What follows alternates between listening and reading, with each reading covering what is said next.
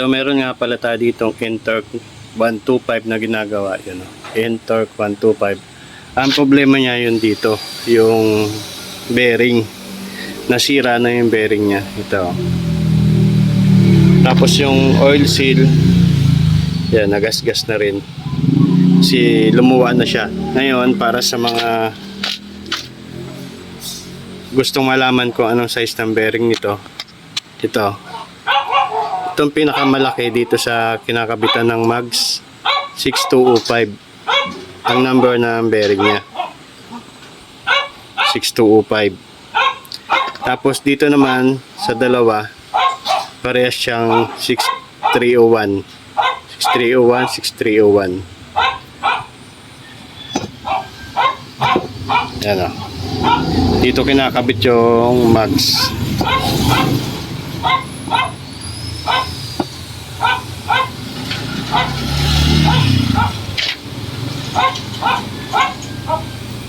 Tapos dito naman sa oil seal, ang number ng oil seal niya 30527. 30527. Tapos dito naman tayo sa kabila.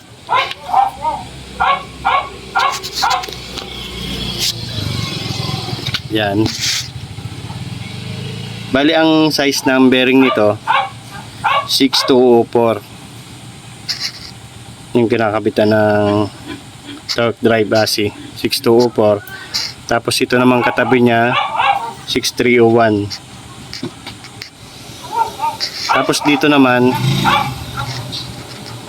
6203.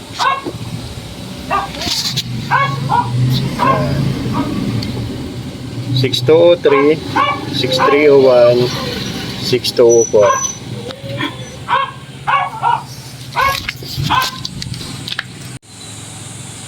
Tapos dito nga pala sa torque drive niya, ang kaparehas din niya pang Honda Beat. Ayan, Honda Beat FI or K44 ang code.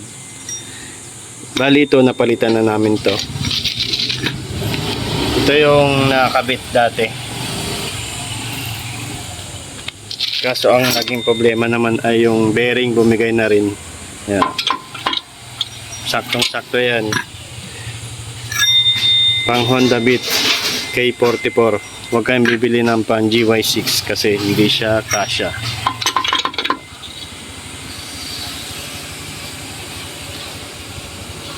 Yan lang mga idol ang masishare ko tungkol dito sa N-Torque 125.